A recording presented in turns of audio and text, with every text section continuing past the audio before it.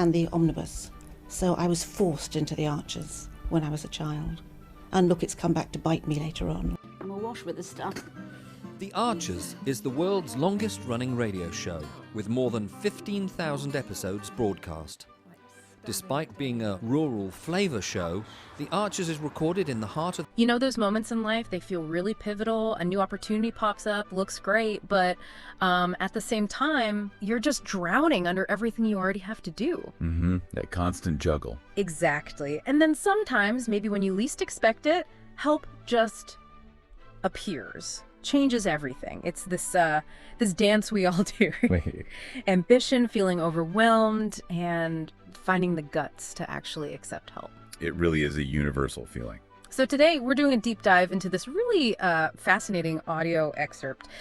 It gives us a pretty candid look, almost raw, into the lives of a few people. You see their struggles, what they're hoping for. And those family dynamics, right? Always complex. Always. It's tangled. But it's more than just their story. It feels like a window into how we all navigate change. Yeah, and our mission here for this deep dive is to really unpack that.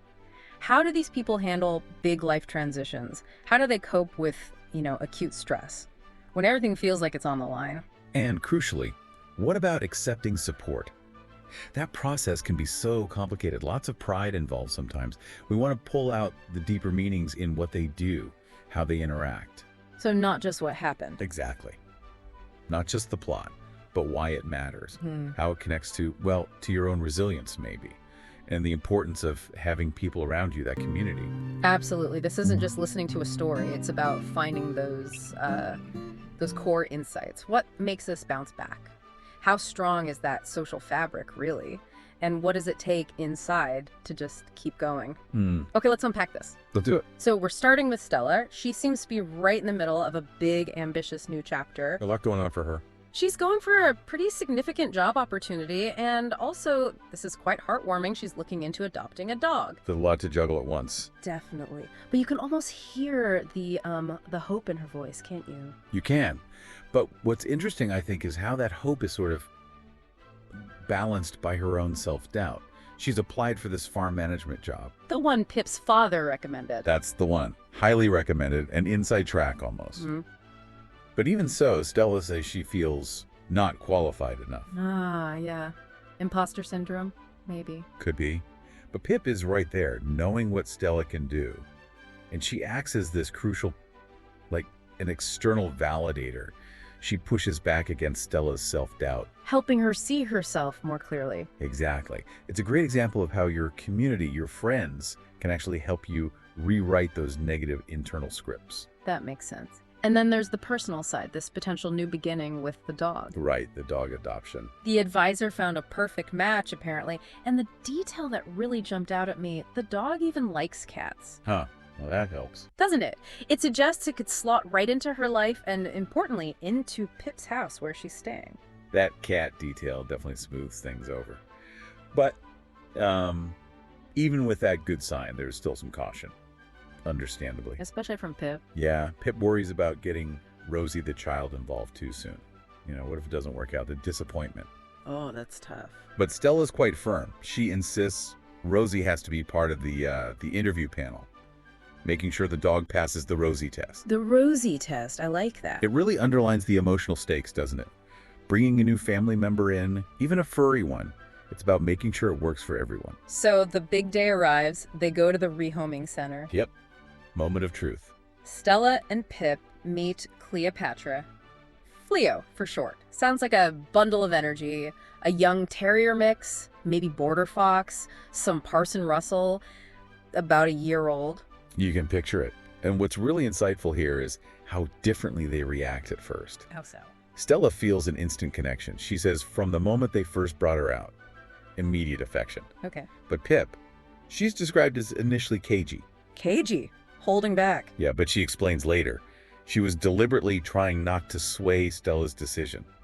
Wanted Stella to make her own call. Ah, okay. So not disinterest, but trying to give her space. Exactly. Preserving Stella's own judgment in what's, a pretty emotional decision. Makes sense.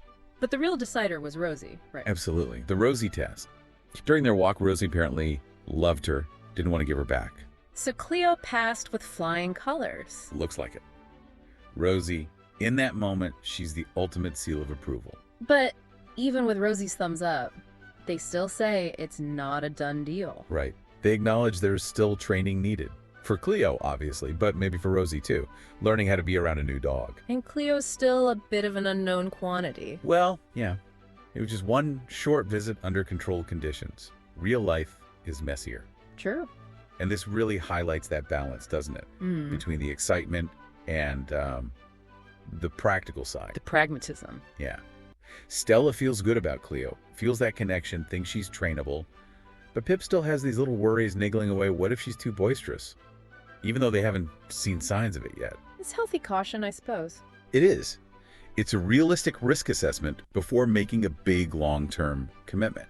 First impressions are great, but they're just a starting point. You have to be ready for the reality. Managing expectations, especially with a lively young dog joining the household. Precisely. Acknowledging the difference between that controlled visit and, everyday chaos. Okay, so while Stella is navigating all this hopeful new stuff, Yeah. we shift focus to Adam. Adam, yes. And he seems to be in a completely different place. Just extreme stress, overwhelmed. Yeah, the description of his morning is quite vivid. Isn't it? Missing library books, rushing Xander to school, this huge pile of farm records, home farm crop records just looming. It sounds like chaos. Pure chaos. Right. Like a really bad morning for any parent.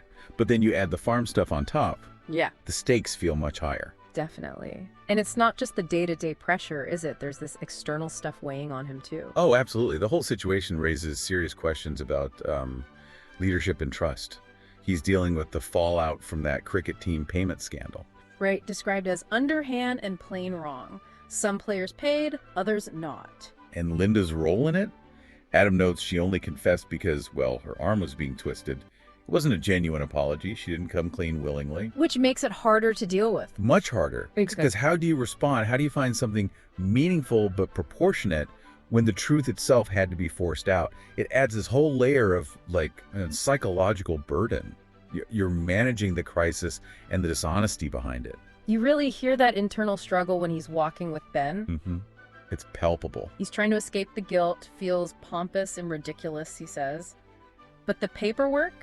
He describes it as columns of figures calling to me, like little scratching insects. Wow, what an image. Isn't it? Keeps him awake at night. It just shows how that mental clutter, that unresolved stress, can completely infest your peace of mind. And connecting that to the bigger picture, Adam's stress is absolutely tied to the state of home farm. The family farm. Exactly. He says he left the farm originally to escape this kind of pressure, but now it's under threat in a bad way. And he feels responsible. Immensely. Yeah. Personal responsible. He feels he can't let it fail. He even compares it to Ben, saying Ben couldn't just stand by and watch Brookfield crumble away. It shows that deep emotional tie. It's not just a business. Not at all. It's legacy, it's identity. When that's threatened, it can feel like an identity crisis. Those scratching insects he mentioned, that sounds like classic catastrophizing rumination. His anxiety is building this invisible prison around him. And you can see the toll it's taking. He feels he can't keep up. He even admits he's impossible to live with when he gets like this. Yeah, it's spilling over. Affecting his relationships, his well-being, everything. It's that vicious cycle, isn't it? Stress ruins sleep. Lack of sleep makes the stress worse. Exactly. Makes it almost impossible to function properly. Yeah. It's a really powerful illustration of how that kind of overwhelming responsibility, especially tied to family, can just erode your ability to cope, your sense of self even. And then just when things seem totally overwhelming for Adam. Right, during that walk with Ben when he's already fragile. His brother Rory shows up. Unexpectedly. Yeah, a disruption, definitely. But maybe, just maybe, the disruption he actually needs. Even if he doesn't see it that way at first. Probably not. But this bit, it really shows that sort of unspoken family radar, you know? How do you mean? Well, Rory's there because Kate, their sister, called him. She described the situation to Adam, their dad, the farm, as a bit difficult. Although Adam thinks she was probably a lot more dramatic. Possibly. But the point is, Rory heard enough. He's got this graduate training scheme in London, a big commitment. But he made arrangements. He came. That says a lot. It does. Yeah. It's just how family, even from a distance, can sense distress and mobilize. Sometimes they see the need more clearly than the person right in the middle of it. So how does Adam react? Predictably. A mix of surprise and defensiveness. Right, pushing back. Totally. Questions the timing, questions Rory's graduate scheme, tries to downplay everything. Nothing catastrophic, just a blip because Stella left. Classic avoidance, trying to look like he's got it all under control. Exactly. Projecting strength to avoid admitting vulnerability. But that's where Pip's intervention is so important. Pip steps in again. She does. Even though she's a friend, she sees right through it. She doesn't just let Adam brush it off. She actually argues for Rory to stay and help.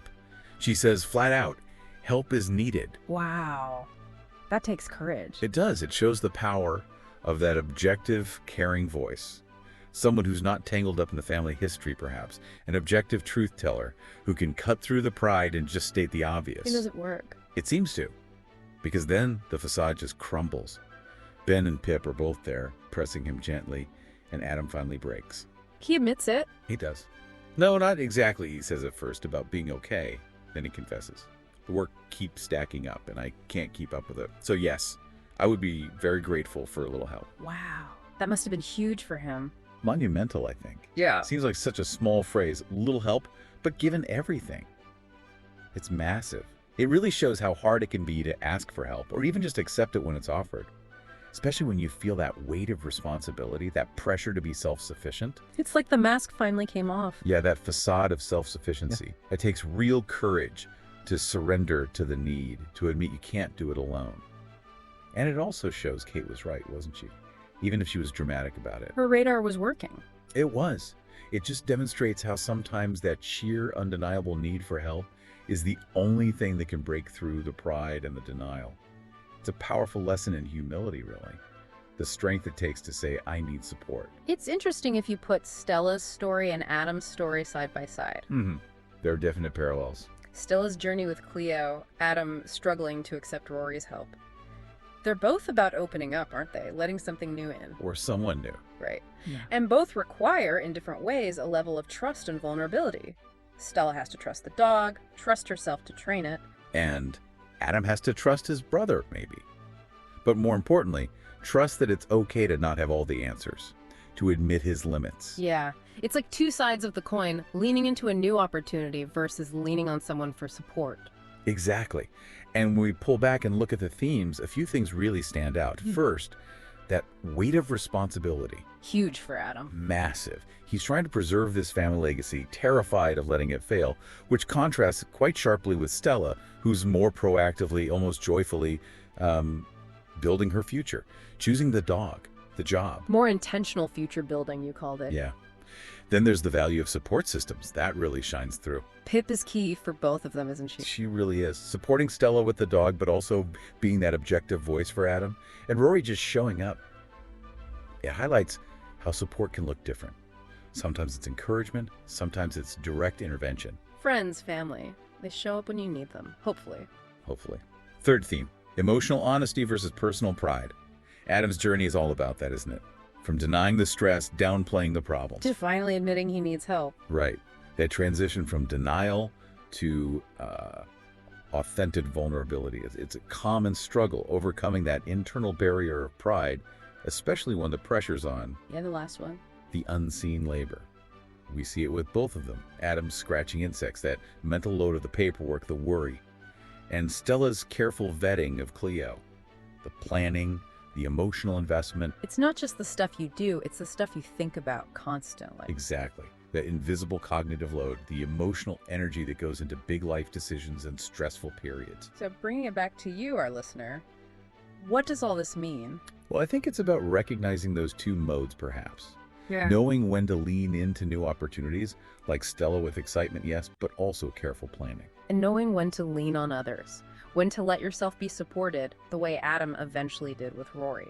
It's that fundamental balance, isn't it, between self-reliance and community. The wisdom is figuring out when to push forward on your own and when to let others help lift you up.